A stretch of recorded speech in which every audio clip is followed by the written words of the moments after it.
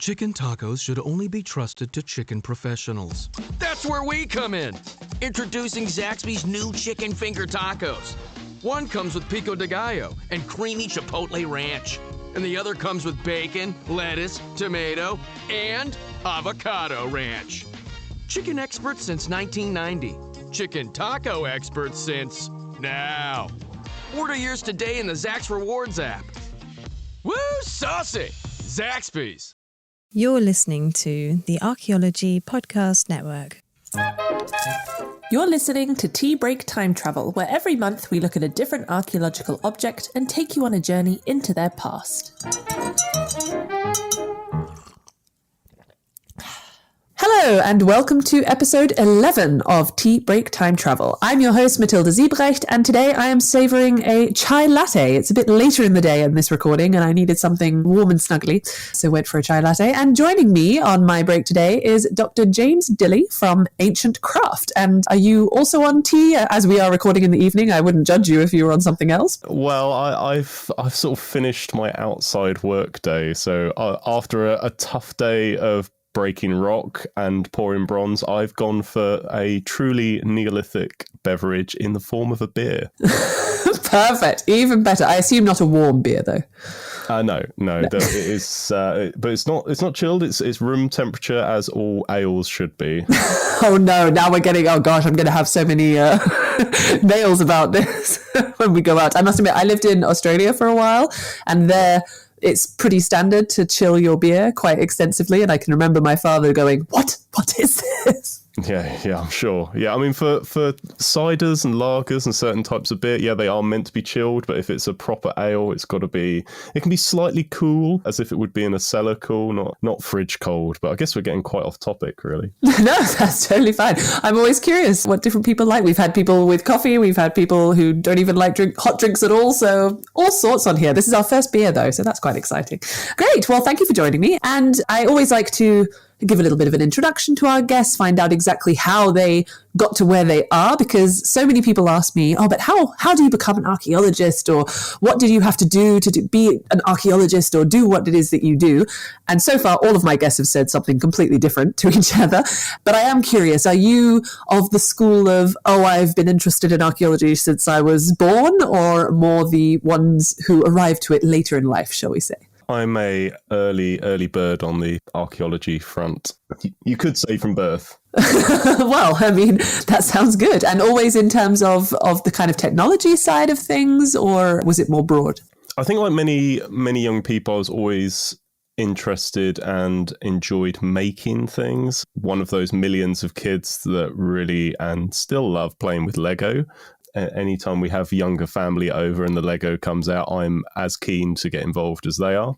And yeah, we're just making all sorts of stuff like a lot of kids do, and doing history in school as part of primary school, becoming interested in the Romans and the Greeks and the Egyptians, and specifically mummies, because kids are morbid and they love bodies. And True. You know, I was just one of those many kids that loved the masterpiece, The Mummy, with Brendan Fraser and Rachel Weisz. It's truly cinematic masterpiece. Perfect. Yeah, that was my idea of archaeology, that you'd go out and smash through tombs. Mummy? Yeah, of course, and gun down mummies, and that sold it for me as a quite young kid. And I think I had my most mature thoughts, maybe aged about 7 or so, that I haven't really been able to top, which might say something even to this day. That you watch all these documentaries, away from the films, of course, the actual documentaries of the likes of Dr. Zahi Hawass opening yet another tomb of a high-ranking Egyptian official from the Upper Dynasty or something like that. And quite rightly, it would be Egyptians officials usually, or archaeologists, that would be opening these tombs, and it would be their project. And the age of English gentlemen going over to various parts of the world and opening tombs and bringing artifacts back for a baying Victorian crowd to be locked away in a dusty museum have quite rightly long gone, although we're still living in that legacy to Yeah, I was about to say, this is yeah, we won't go into that, but... No, it's something that I think needs to be said, though, because indeed I think a lot of people do get their impression of archaeology from watching these, it belongs in a museum kind of films, and that is definitely a very different sort of archaeology to, well, maybe not to what is currently done, but to what should be done at least. Yeah, and I guess for whatever you think of the likes of Time Team, it might not be exactly how archaeology's done, but it provides a route way and an interest net to capture inquisitive young minds, including mine, and became interested in making things in archaeology or connected to archaeology. And I seem to remember watching someone on TV doing flint knapping as part of a documentary, and in the usual TV magic just made it look so easy. It just in a few moments turning over and hitting a piece of flint, there was this beautiful hand axe that came out the other side.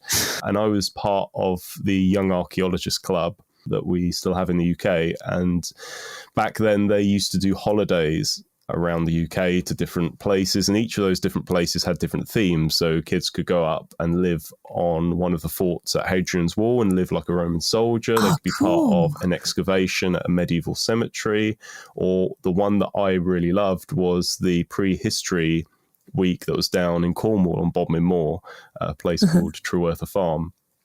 And you did a lot of experimental archaeology. You visited some of the amazing prehistoric monuments on Dartmoor or Bodmin Moor.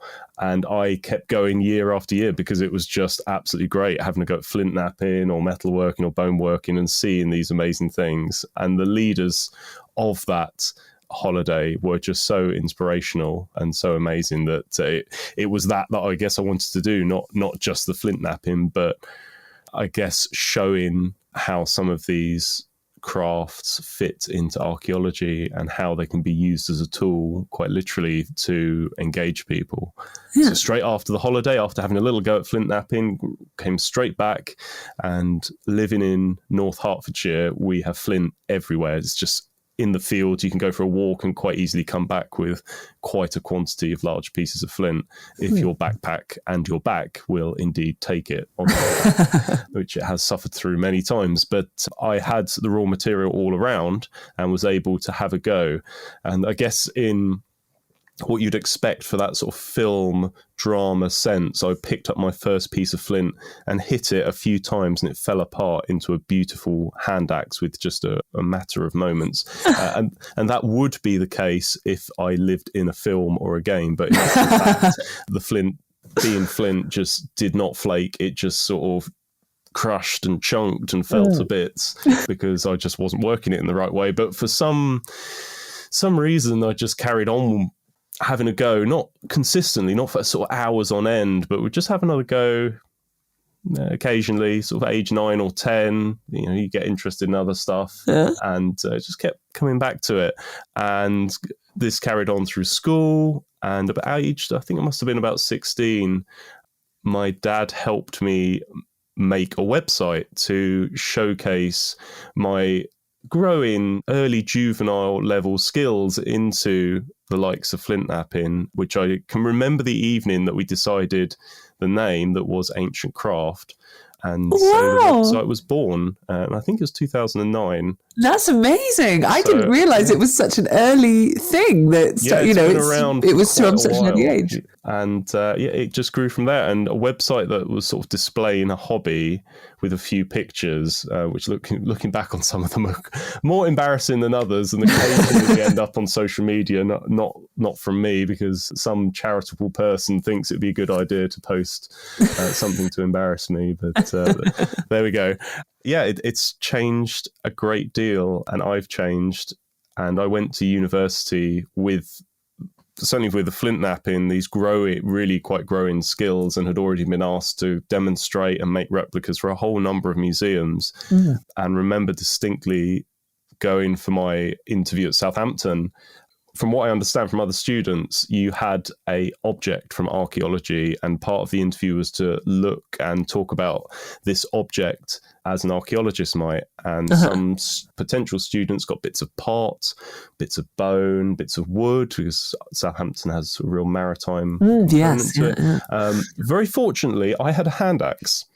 and the person who was interviewing me, who was actually on my PhD Viva board, so was there at both ends, was not expecting me to talk about how it was made, how long it would take to make, the tools that would use, what the raw materials like, how the tool might fit into the daily life of these people, and was just like, well, I was not expecting that, but you want to come here? That's fine. They were probably thinking, fantastic, we have our, lecturer for the ancient materials course now. It was, but amazing. Yeah, so it's always been, apart from the very early years when I was encouraged into a practical world, but both by my parents and my grandfather, who was a cabinet maker and made missile boxes after the war.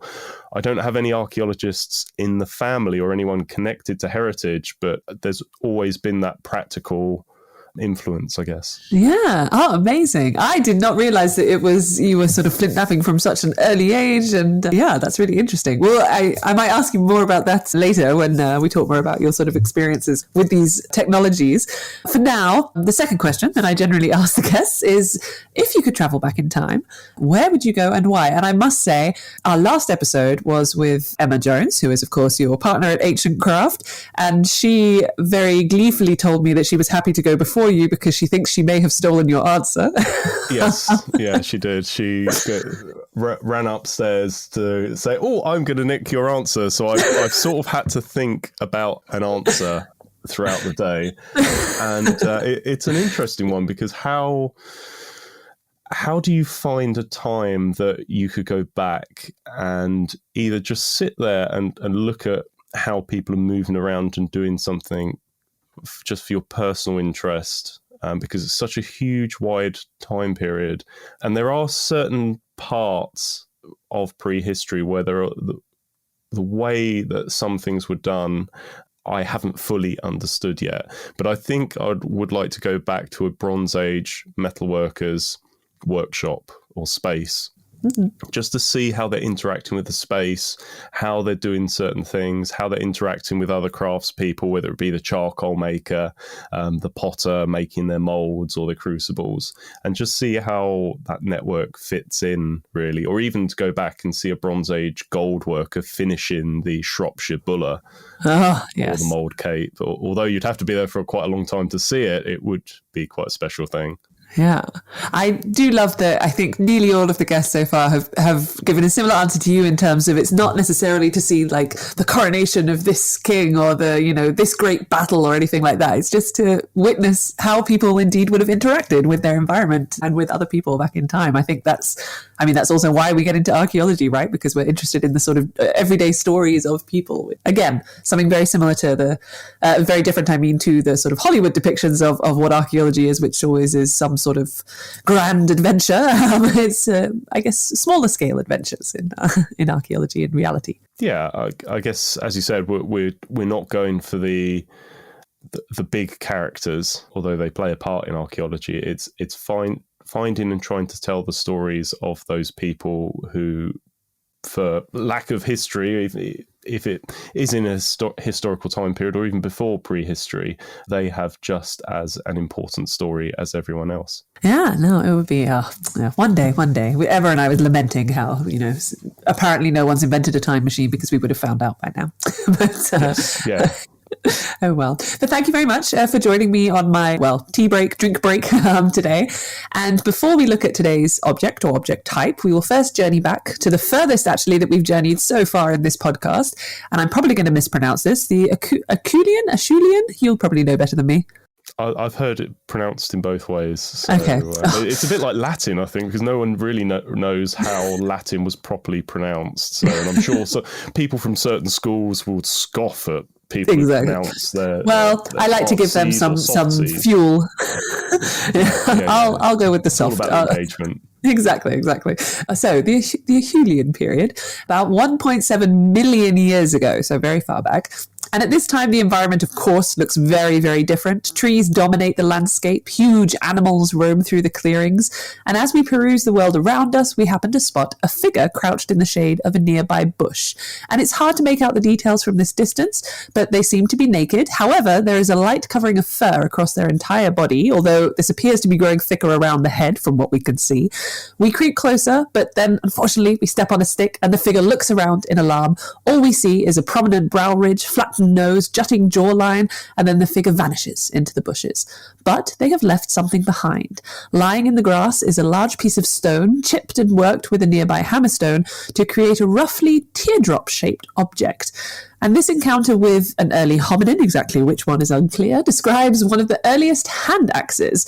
But today we are not going to be limiting ourselves to hand axes, because why make life easy? We're going to look at axes in general, and we'll get into the details soon.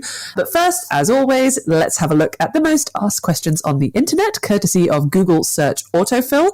And I was amazed. I thought I was going to get loads of things for axes. Sometimes with some objects I get a ridiculous amount of questions, some of which are just bizarre, but actually there were very few. The majority of the things I looked up for axes or hand axes were related, I guess, to some kind of video game where you have axes, and then people were asking of the benefits of axes versus swords when fighting Vikings or something like that. But I did find a couple that seem to be more relevant for our conversation. The first one is, what are hand axes used for? Well, it's a good question. I guess it is one of the big questions associated with hand axes, because there isn't just one form or shape or size of hand axe. You've mentioned the teardrop shape, but there are actually ovate hand axes, there are cordate hand axes, there are later flat-bottomed bout coupé hand axes. There are so many shapes and styles that are made of different materials that seem prevalent in different sites or different regions. And are all of those tools used for the same purpose? It's a very hard question to answer, because it is such an extreme amount of time ago in the past. And trying to reconstruct a site from that time in the Paleolithic, the Old Stone Age, is extremely difficult, because your usual site from that time might be a gravel bed that was part of a river system, and all of those tools and flakes detached with that hammerstone, and maybe even the hammerstone themselves, have been rolled around and moved away from where they were first used and made. And all you've got is a collection of flakes and finished tools that have been knocked around, and you've got to try and reconstruct that moment in time from those objects that have been moved around an awful lot, to avoid repeating myself. So it makes it very difficult for archaeologists to try and get any kind of grip on what life was like in the Paleolithic. But you do occasionally get sites where the archaeology, the stone tools, hasn't moved around a great deal. And although it's not 1.7 million years ago, it's still part of the Acheulean from southern Britain at a place called Boxgrove. And it's a site that's often looked at and referenced, but that's because the archaeology from around 500,000 years ago was in good condition. It hadn't moved around a lot. And it seems to be, I guess, to paint the picture, a site that was in a tidal zone that was right up against remnant chalk cliffs from where it used to be a raised platform at the sea, but now is almost a salt marsh, flat, quite sandy sort of environment. Imagine little rivulets of water crisscrossing it with banks of grass that were resistant to salty water or saline conditions. And in that space, these early hominins were clearly coming back to, possibly for access to water if there were freshwater streams, but certainly to come into contact with animals. Whether they were hunting animals is hard to say, or they probably were, but we have one site where a group of these humans came into contact with a horse, and it was butchered very intensely to the extent that they were smashing the bones apart to actually get at the marrow. And for anyone that's squeamish, I apologise, and I won't go into further. To be honest, if they're squeamish, they shouldn't be listening to this podcast, because we've definitely got into these details. That's very true. Yeah, quite. But around that space, around the remains of this horse that have been taken apart, people were making the tools necessary to go through that dismemberment process, and that is where the hand axe comes in. And in this case, at Boxgrove, they were ovate hand axes that were generally not much larger than your palm, or even to the extent of your fingers sometimes. Okay. So a good range, but quite an ergonomic shape, a bit like a cutting disc to best describe it. Okay. And they were pulling pieces of flint out of these chalk cliffs and working them with a pebble and then refining them with an antler hammer to take very, very sharp thinning flakes off.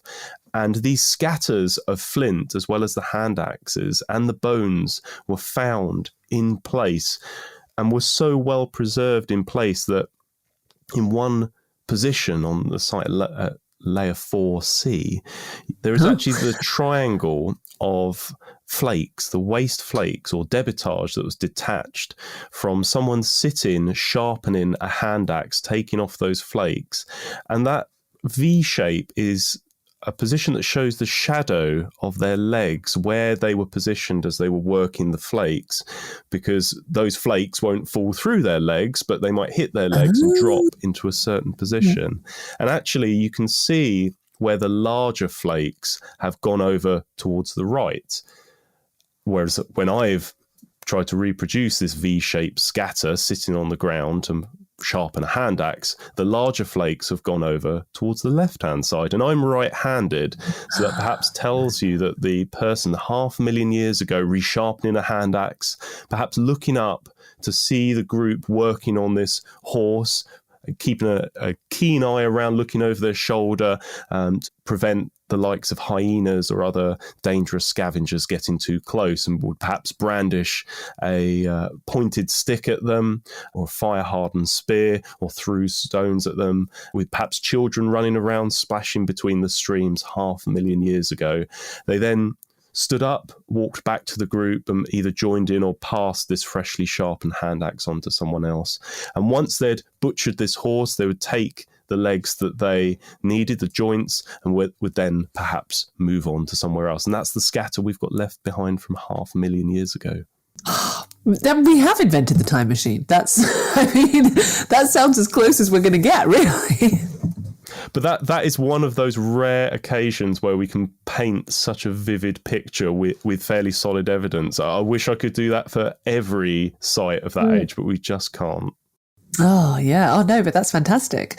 And do we have a clue of kind of who, or, you know, so we've been mentioning early hominins. Who was it who actually invented the hand axe? Which kind of species and, time? Yeah, who invented the hand axe? Well, we unfortunately won't know their name. Bob, I think. It was Bob, right? Yes, Bob and his hand axe. But we certainly know it was one of the early hominin groups, a member of the genus Homo. But the earliest hand axes appear just under 2 million years ago. It may have been Homo habilis, it may have been Homo erectus.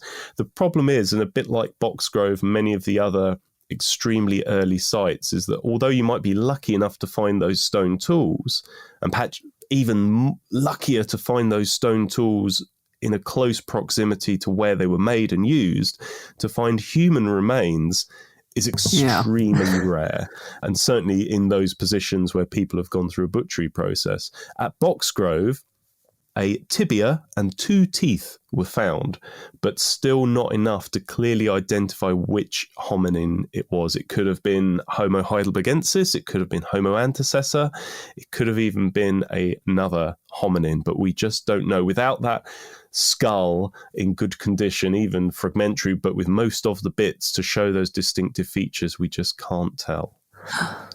Such a shame. Oh, so we do still need a time machine. Unfortunately, there's only so much I can do. But no, we just know, and I guess that's even if you look much further forward in prehistory, and I know I mentioned that the bronze cast or metalworkers workshop, which is, you know, that time period is closer to today than the Bronze Age is to the Paleolithic that we were just talking about, which gives some sense of the extreme length of prehistory. That to try and get any kind of grip on the specific details of this time is very difficult. And I always try to get across the picture that prehistory is like a 1,000-piece jigsaw puzzle. Take away 995 of those pieces, and you're left with 5 bits. And because, sod's law, you won't get an edge piece or a corner piece to at least start you off. It would just be one of those awkward middle bits that doesn't show anything particularly distinctive.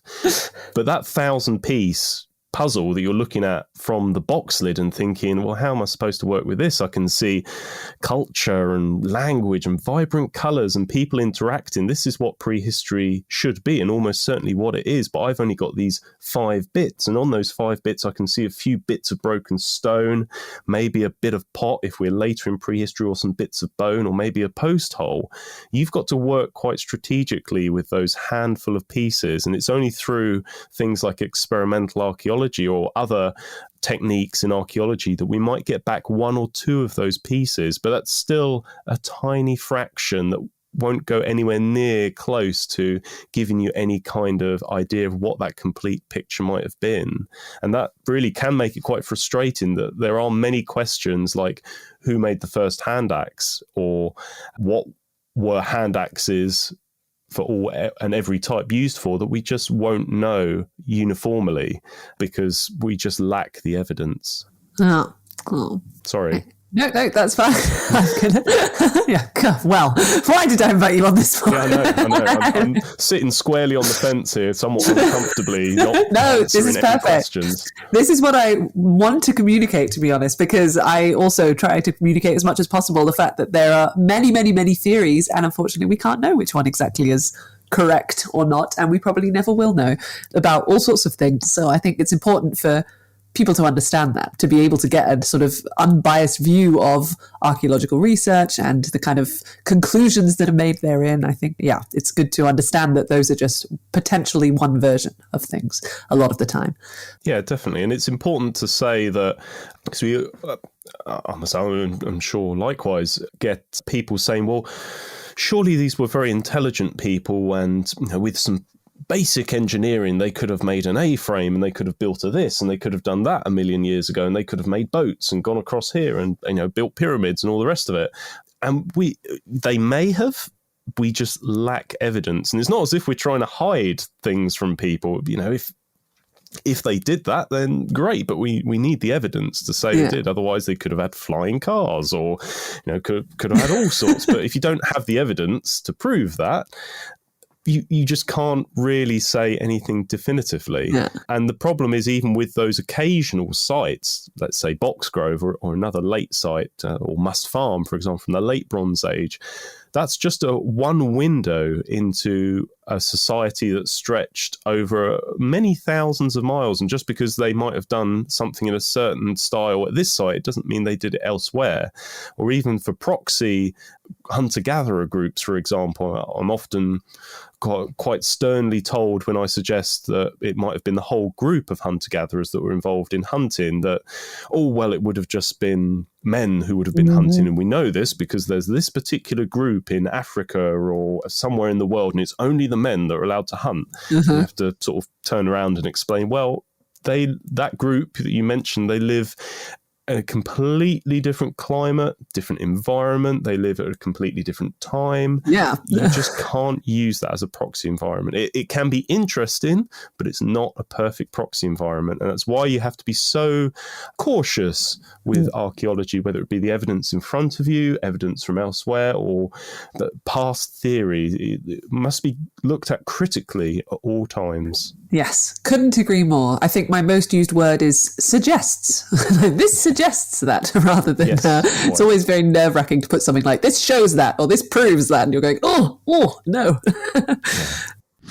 Hey everybody, Chris Webster here to talk about one of the latest supporters to the Archaeology Podcast Network, The Motley Fool. Now, I've been investing in the stock market through various applications for a few years now, and everybody who's listening to this can benefit from that sort of investment for the long-term financial planning. And also, I know the hosts of these podcasts can benefit because as archaeologists, like none of us get retirement.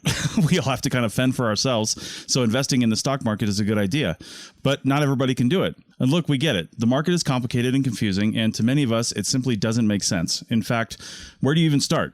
Take all of the guesswork out of it with the Motley Fool Stock Advisor. The Motley Fool has been around for over 25 years and has been spot on in recommending some of the world's most important companies before they hit the big time. I'm talking about Amazon, Tesla, Netflix, Starbucks, all before they exploded in value. With their easy to use and super informative service, Stock Advisor, you could join the ranks before they potentially find the next big thing. After all, their average stock recommendation is up over 400% as of April 10th, 2023. And no need to be intimidated by financial jargon or market complexities. As the name suggests, these guys don't take themselves too seriously. Now, finances, that's a different story. Their friendly and relaxed approach has helped over 700,000 people move closer to financial independence, all while beating the market and having fun. New members can access Stock Advisor for only $89 for their first year, a full $110 off the full list price. Don't sit on the sidelines and think about what could have happened. Visit the link in the show notes of this podcast to start your investing journey today. That's $110 discount off of $199 per year list price. Membership will renew annually at the then current list price. So again, check the link in the show notes of this episode. Save on O'Reilly Brake Parts Cleaner. Get 2 cans of O'Reilly Brake Parts Cleaner for just $8. Valid in-store only at O'Reilly Auto Parts. O'Reilly Auto Parts. So we know a little bit more about axes or hand axes, or, well, what we know is that we don't really know much about them, I suppose is the answer to that discussion. But perhaps we could talk a bit more about sort of other kinds of axes or sort of axe heads in general. So, for example, hand axes, you mentioned briefly, they're probably used alone in the hand. I mean, I guess that's why they're called hand axes. But when do we first start to see hafted axe heads appear? Well, yeah, I mean, I guess the tale of the axe, to sort of steal the title of the recent very good book, sitting on my shelf, I remind myself who authored it. I've just rearranged the library, and if I tilt my head back, I could have seen it and said, it was written by this person. That's why you should never clean up or tidy or rearrange or sort things. Can we relay this to Em? Because it's she does a very good job of keeping me, the website, the social media in check. But sometimes I'll come into the workshop and think, where was that?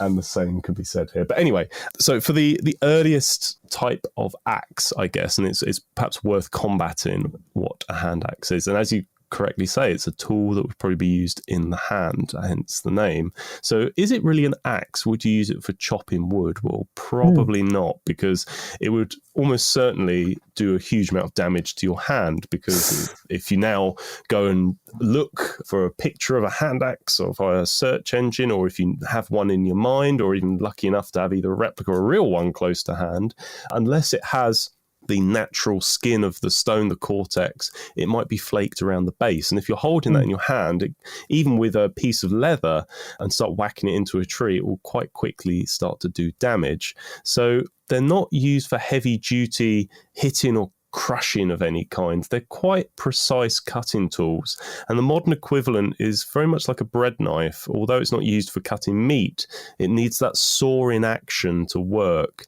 and that allows you to clamp it quite tightly into your hand. As long as it doesn't have any sudden hard action into the back of your hand, and it's just used for cutting, it works very well. It doesn't need to be wrapped in leather or have any kind of handle. And a butcher's sort of long saw knife, which is just like a long bread knife, is very much the same in its purpose.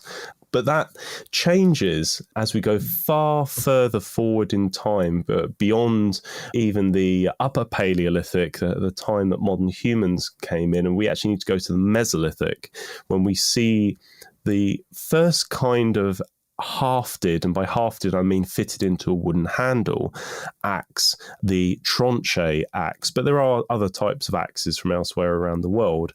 But these axes would have been used for felling trees and woodworking to make the likes of dugout canoes, bows, or other wooden implements. And they would be flaked, much like a hand axe, around the edge that you do in the process of flint knapping, and they would have one final flake to provide a razor sharp edge, again like some hand axes were. In Boxgrove is one of those sites where the tranche flake was used as a final hit to provide a razor sharp edge. But instead of being ovate or flat, these pieces of flint were I guess not cylindrical would perhaps be a good definition, sort of a long rectangle rather than ovate and flat. And these axes would have been used for clearing areas of woodlands so that deer came in to start eating shoots and then provide cover around the outside for hunters to knock them over with either spears or darts or bows and arrows. And wood would be needed for log boats and a whole variety of other structures, including shelters. But perhaps the iconic stone axe actually comes from the Neolithic. The polished stone axe head that could be made from flint, but could be made from a variety of other materials. And that would be usually flaked or pecked. Instead of flint knapping, this is where you're taking a pebble, usually fairly close to the axe shape, and then just hitting it with another pebble, breaking off and crushing tiny areas on the surface to slowly form it into the shape. It takes a long time. It's hard wearing on the hands, and then grind it to give it a consistent cutting edge and a smooth surface that would then be fitted into a wooden handle, something like ash wood or fruit wood or birch. And it's that axe that would have been used in the early Neolithic for clearing huge areas of woodland to open up for these new people with their new ideas of agriculture and building longhouses that needed all of that space and all of that timber. Which I always find interesting when people sort of say, oh, we need to live like, with nature, like they did in prehistory. And I'm there thinking, you do realize how much woodland people in the Neolithic cleared, like when they were going around their daily business. Yeah. It's a bit like the paleo diet that says, oh yes, this is definitely how they ate in the Paleolithic. No. Not really. But so the idea is then that sort of stone axes or hafted axe heads indeed came about more in relation with woodworking and with, built, like you say, clearing and building these long houses, etc. Do you have, and I'm only saying this because, like I say, when I did all my Google search autofill checks, there were so many things coming up about war hammers and war axes, battle axes, and all of this kind of thing. Do you think that stone axes may have been used as weapons? I guess this is something that people also sometimes consider, or is it something that is less likely? To answer simply, yes. I do have actual examples of individuals that were killed with stone axes, including the early Neolithic. And the thing to remember about the Stone Age is that it's only up until we get to the Neolithic that there seems to be exceedingly limited evidence of violence. You get the occasional bit of evidence that could arguably be an accident or just two people having a bit of a scuffle and it gets out of hand, but it's pretty rare. By the time you get to the Neolithic with these new people with their new ideas and their need for flint axes or stone axes to clear areas of woodland, the chance of being killed violently goes up to about 33%, regardless of your age or sex.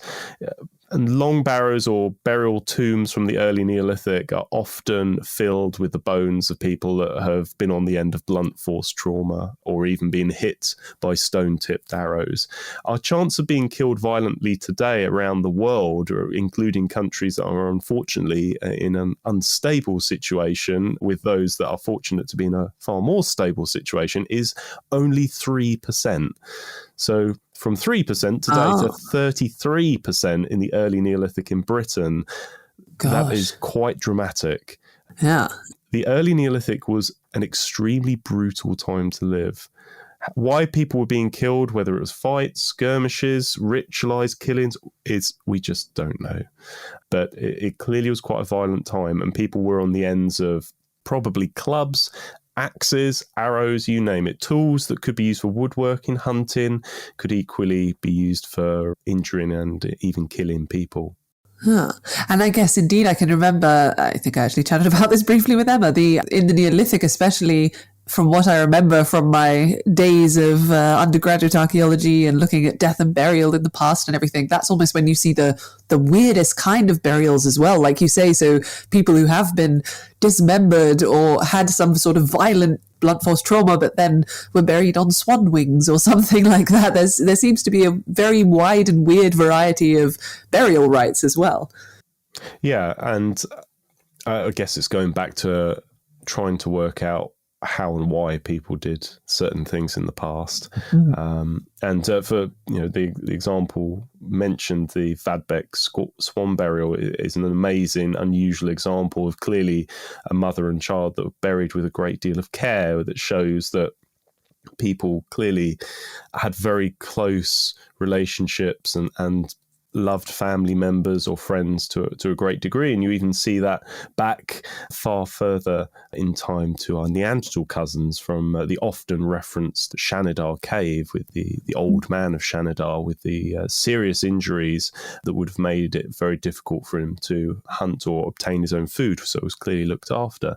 But at the same time, you equally see huge amounts of violence. So how cheap life was, I guess, to not make it sound a bit too crass, it's hard to gauge exactly, but the severe increase of violence is a little troubling in the Neolithic, and that doesn't really drop off too much, unfortunately. I guess that is a sad component of the coming modern world. Indeed. It all started when we started clearing the trees. We should have just left the trees where they were. The gods were unhappy, apparently. Yeah.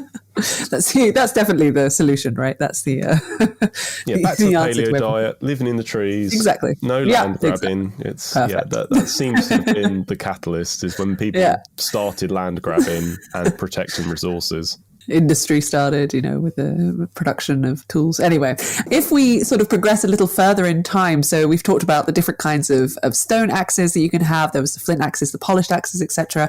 And then obviously, at some point, the good old Bronze Age appears, suddenly like that. That's definitely how it happened.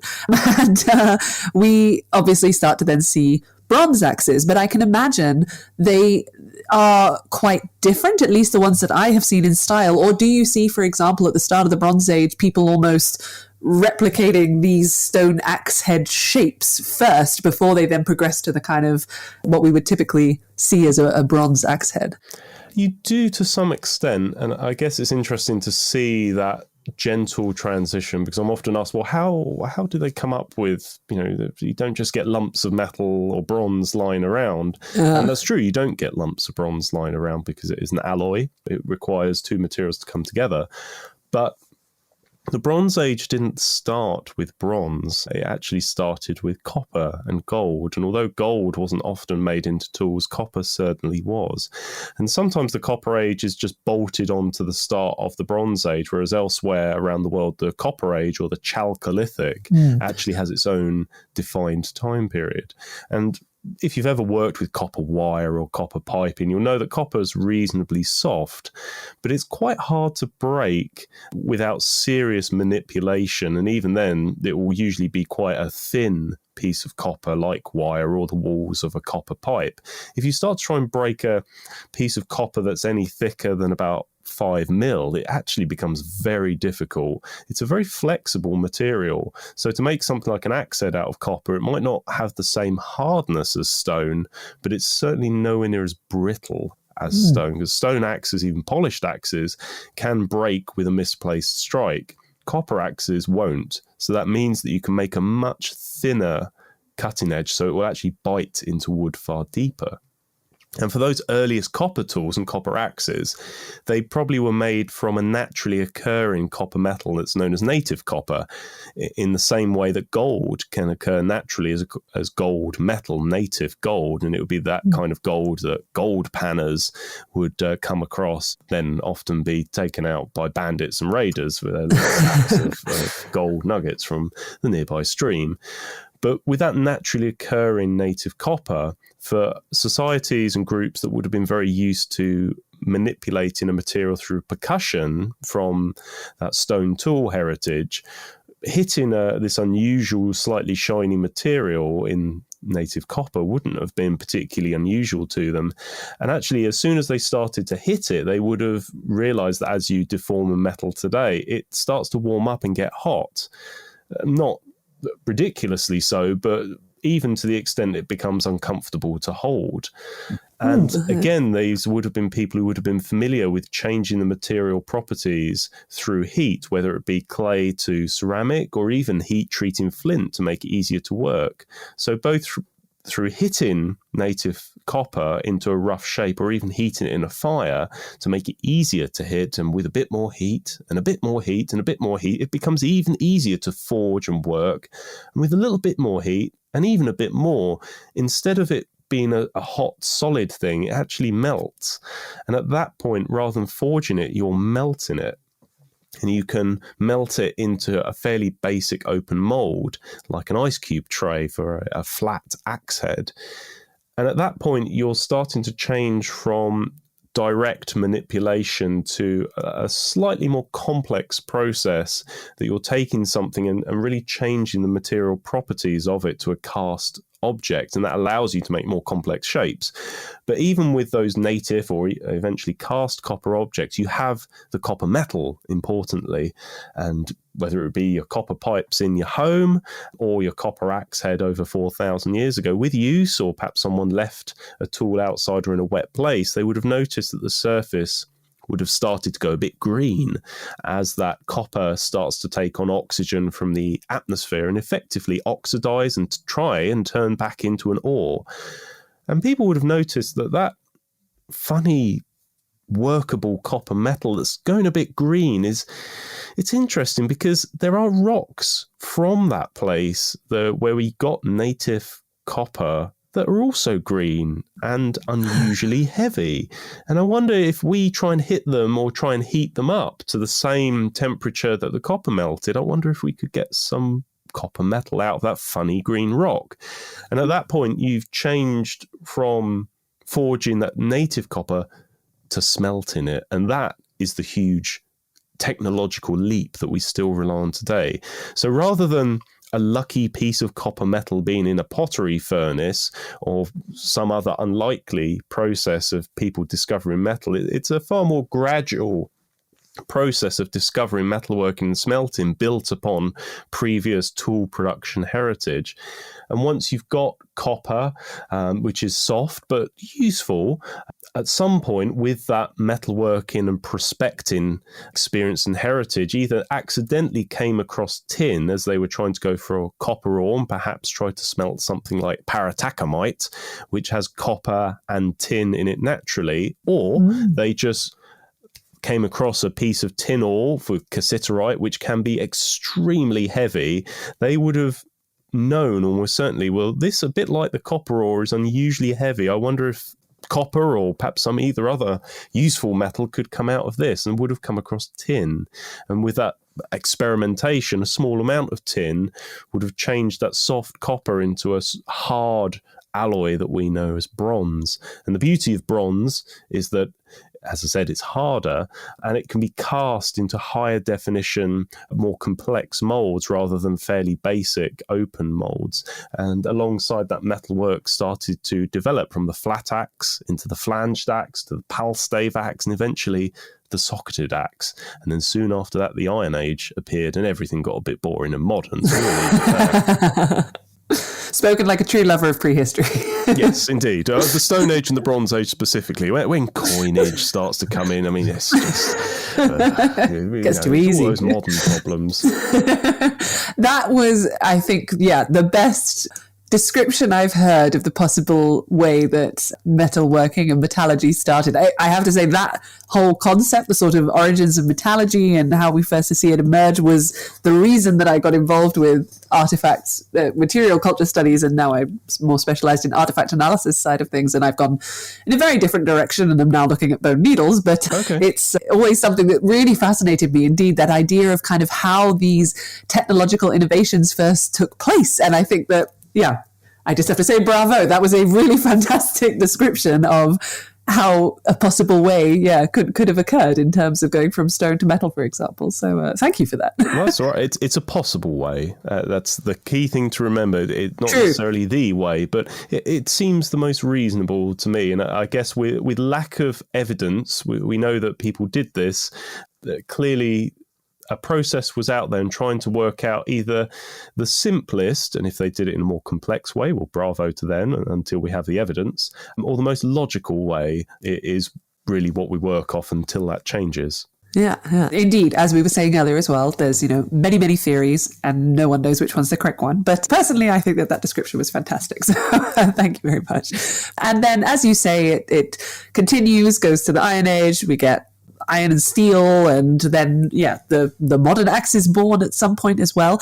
But of course, they're still around today. I mean, the axe is a pretty standard tool to have in, I think, any home. Maybe not any home. I've spoken like an archaeologist who just has random tools around the house. But I would assume that it's one of those sort of relatively standard items. It wouldn't be weird to have an axe in your house, put it that way, especially if you're living in maybe more rural areas and do a lot of wood working or, wood chopping for fires, etc.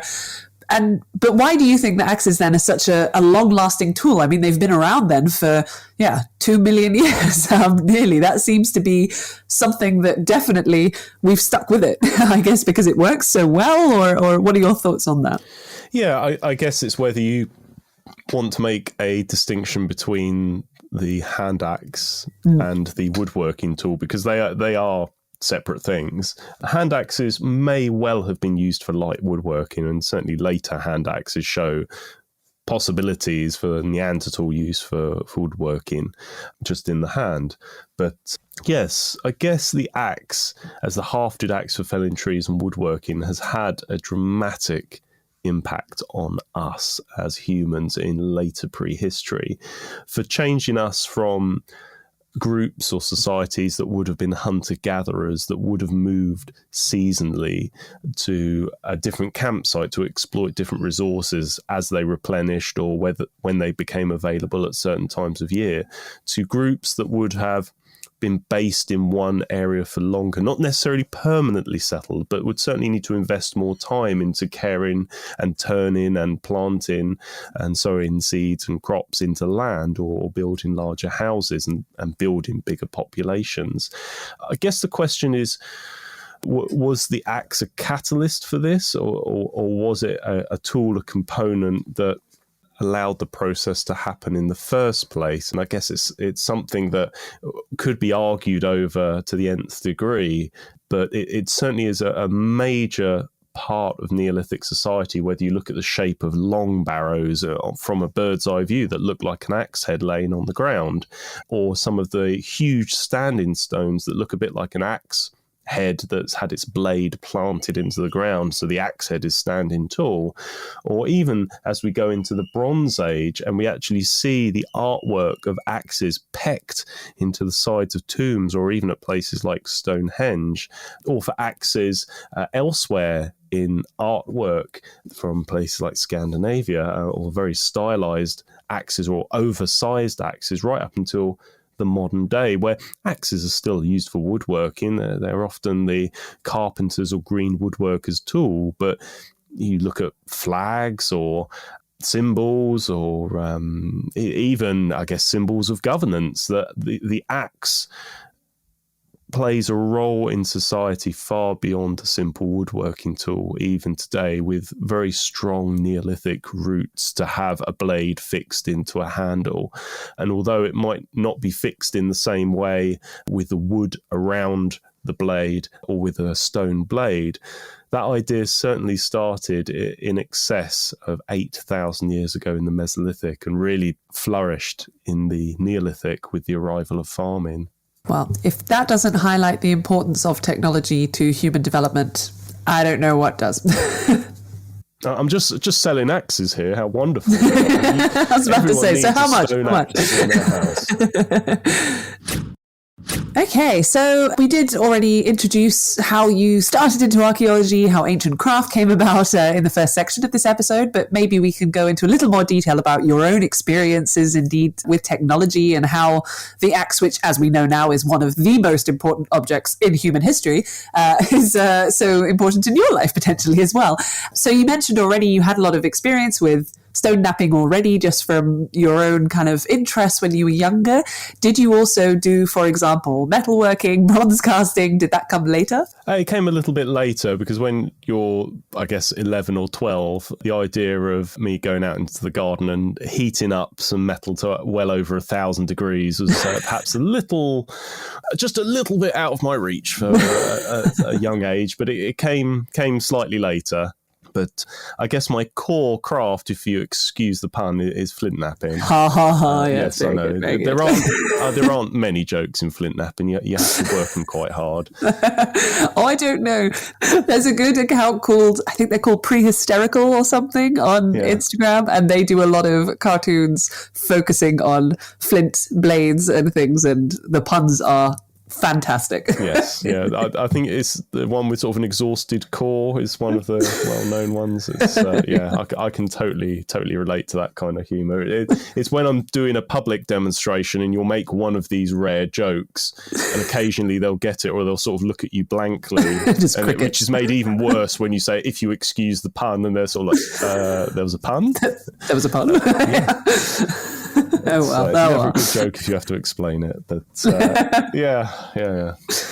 And so now you have, I mean, the amount of replicas that you're making as part of Ancient Craft is astounding, in the sort of range of different materials being used. Do you have a preference? So, I mean, it seems like stone knapping, like you say, is the core craft, but is that still your favourite, or are there other ones that have grabbed your interest? I get asked that question a lot. Do I prefer flint knapping or bronze casting? And to tell the honest truth, with this well-rehearsed answer, it depends on which material is behaving best. If I have a bad day flint knapping, I prefer bronze casting, or vice versa. I've heard, isn't there a well-known phrase, a good workman never blames the tools? Or I wouldn't blame the tools, but I can blame the material. That actually was one of the things that made me feel slightly better about myself whenever I try to do flint knapping. I'm terrible at it because I'm very impatient, and I just, I don't like technologies that require me to plan things that much in advance and understand that much when things go wrong. But one of my attempted teachers, I've tried many different times, did say to me, sometimes you just have a bad bit of flint, and you should just put it aside, get another one, and start again.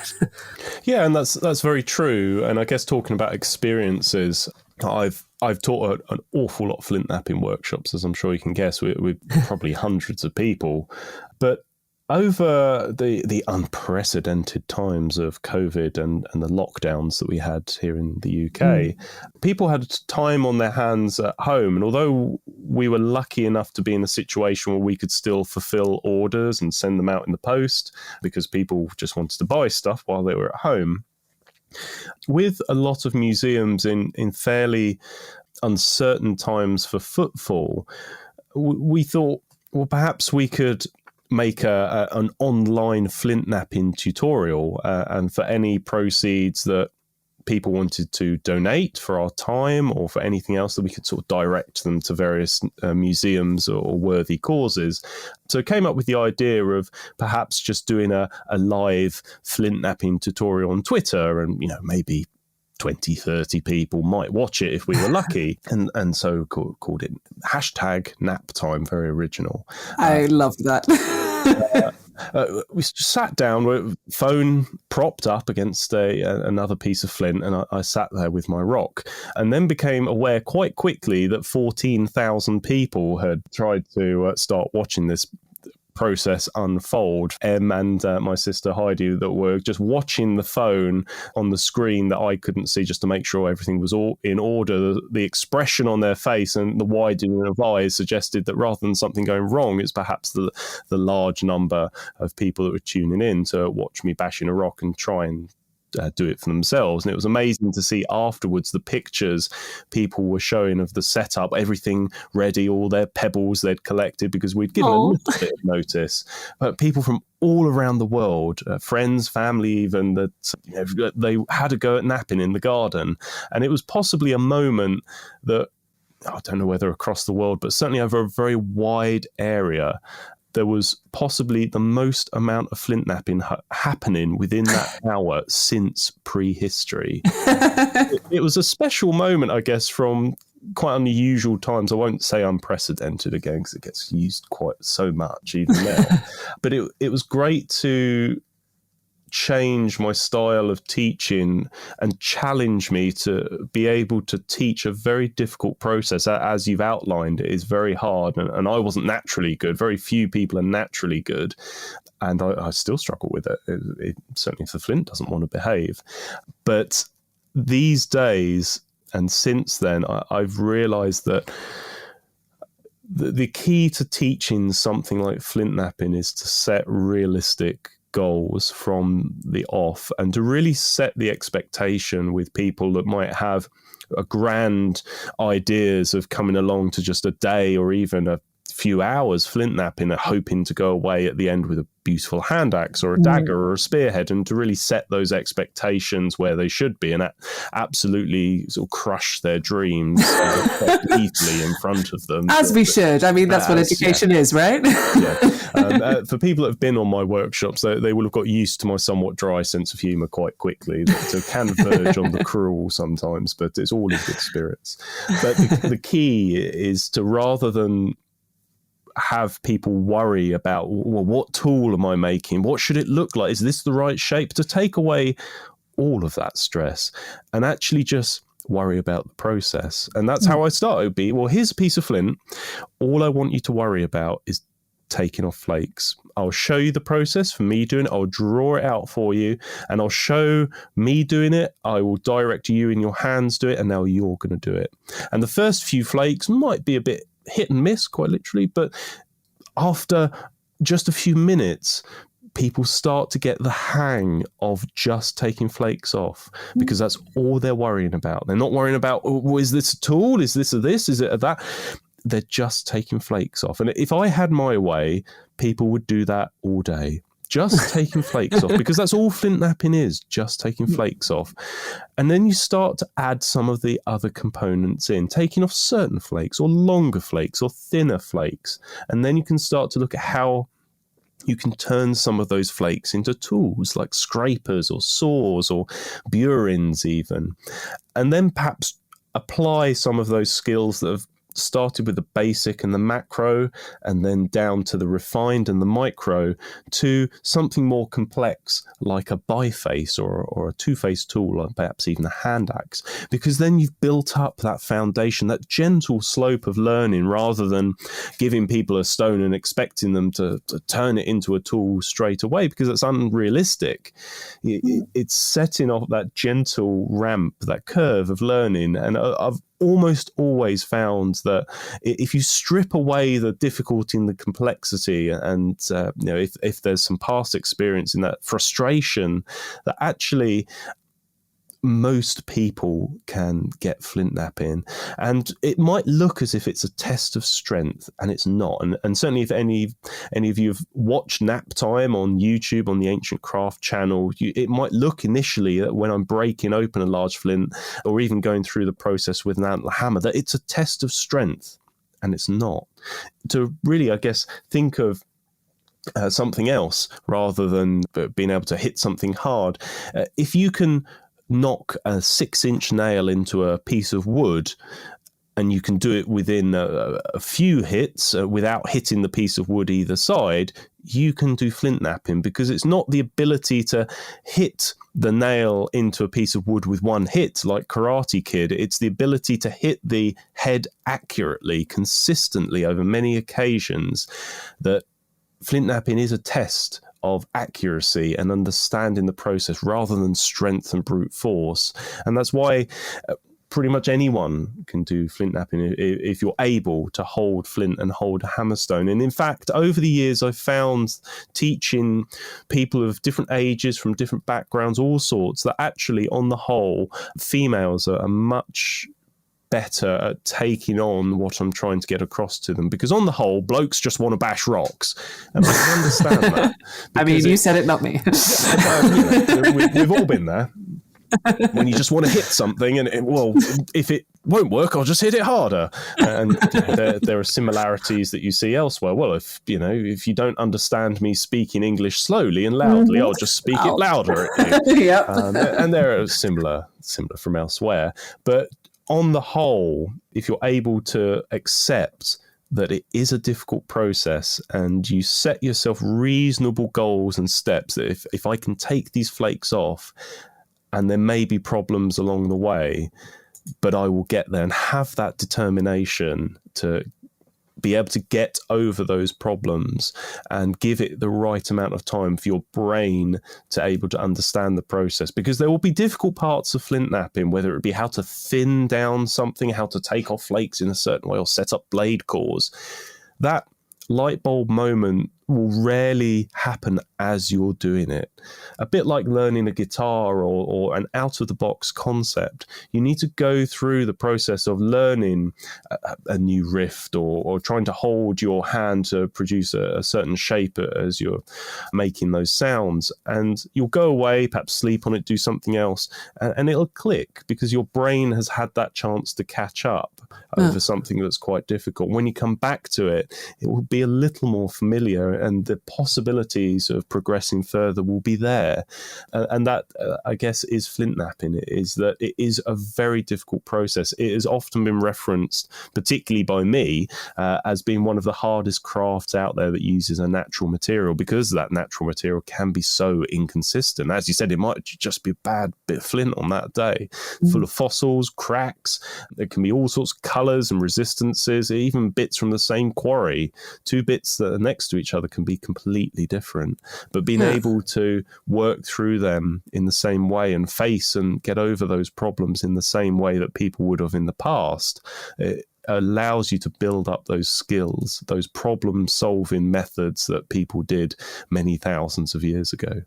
And indeed, I think your point of that you have to learn kind of almost the mechanics of it, as in the muscle memory first, if that makes sense. So sort of get an idea of just what you actually have to do as a basic thing is applicable in everything, really. I mean, not even definitely in other kinds of art, but even it just made me think of, so I'm a swimmer and my main stroke always used to be butterfly. I haven't done that properly competitively for many, many, many years, but I went swimming the other day and I did a length of butterfly, and it was that I still remember that moment when I was younger, indeed, when you just get the technique, like you suddenly find your rhythm and it's like, oh, this is how you do it. And this is how it makes it possible to swim however many lengths of butterfly. But indeed, if you get in the pool and assume that, right, okay, I want to be able to swim 200 meters butterfly right now, you can't do that. You first have to learn the general technique of it. And I mean, that sounds very similar indeed to what you're saying with the flint knapping, in terms of you just have to get the feel of it first, almost, and the understanding of that side of things, which, I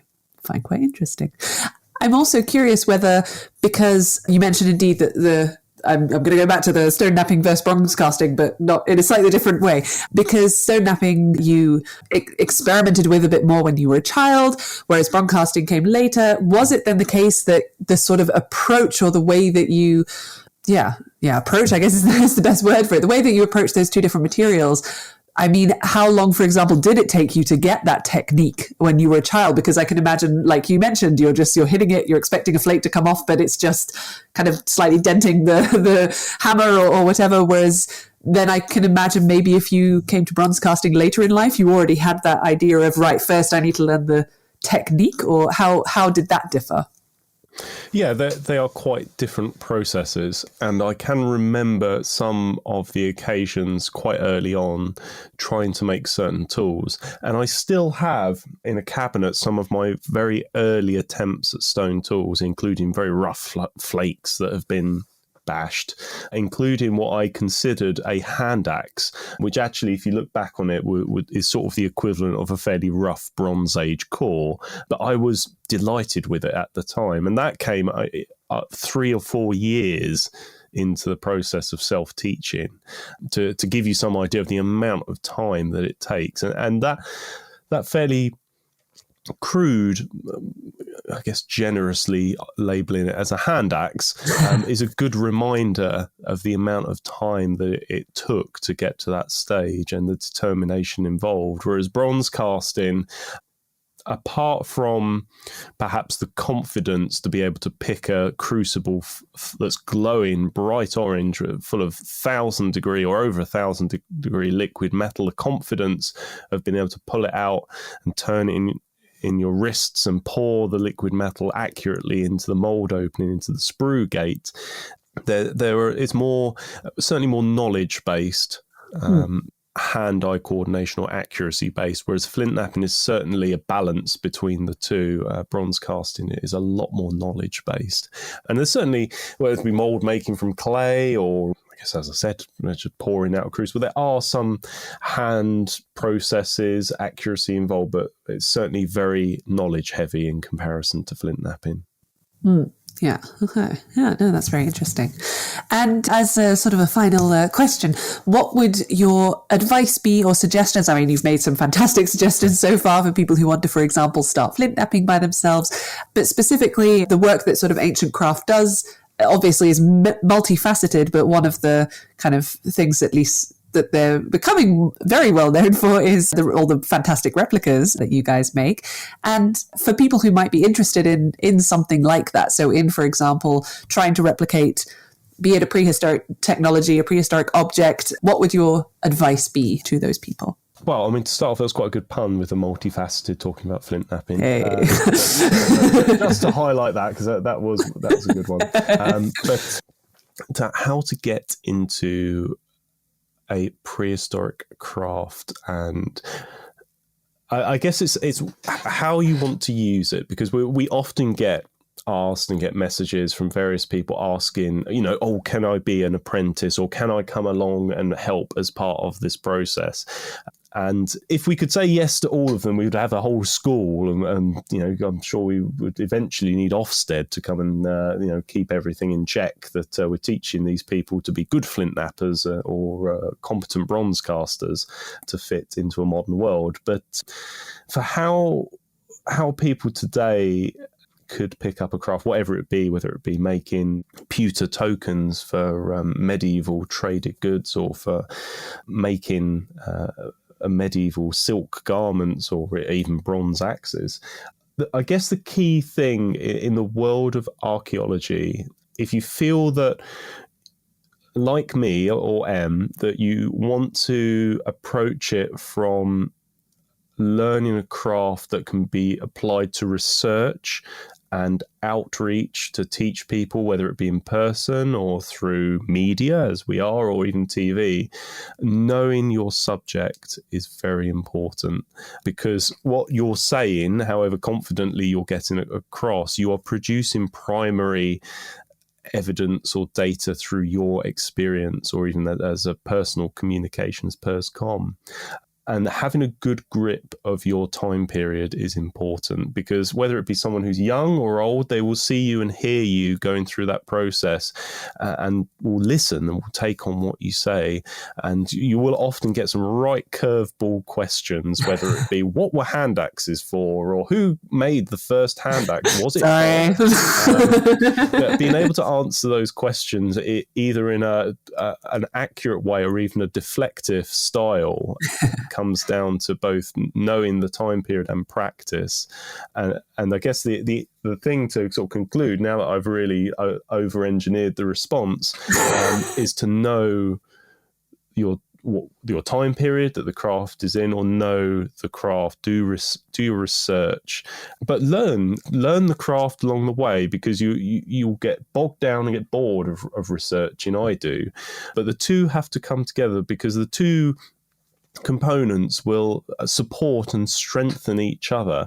And I'm still learning, there's plenty that, and each time I pick up and read a new report of somewhere, or a new book or something like that, you learn along the way. And the problem certainly with prehistory is that it is such an enormous time period. When we try to cover the Paleolithic through to the end of the Bronze Age, representatively on a timeline, it's only about 99.8% of human tool use and archaeology on the earth. So we've sort of given ourselves perhaps a too long a time period to try and cover, but wouldn't really want to leave anything out. But will profess quite openly that there are parts of prehistory and crafts of prehistory that I'm certainly not even slightly proficient in, or even slightly experienced, because you can't do everything. So find the niche, whatever craft it is that interests you, or even time period, and get to know it, comfortably. And if you can find that craft that interests you, whether it be flint knapping or spinning, and practice frequently and just be prepared to struggle occasionally, it is part of the journey. And being able to get over and through those problems will make it far easier later, because you will have reinforced the troubleshooting solutions, the routes around those problems, and it will be easier later. You'll be a far better teacher because you've gone through those steps. Which I think is just a lovely metaphor for life in general as well. So I think any suggestion for any facet of life, I would say, is fantastic.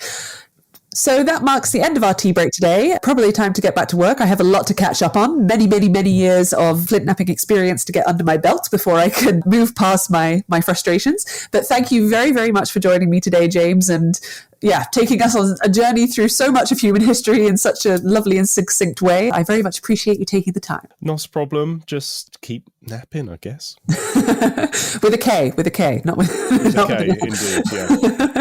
And if anyone wants to find out more about James's work, the work of ancient craft, the different kind of axes or other technologies we discussed today, check the show notes on the podcast homepage. I'll try to put up some nice links. I hope that you all enjoyed our journey today, and see you next month for another episode of Tea Break Time Travel.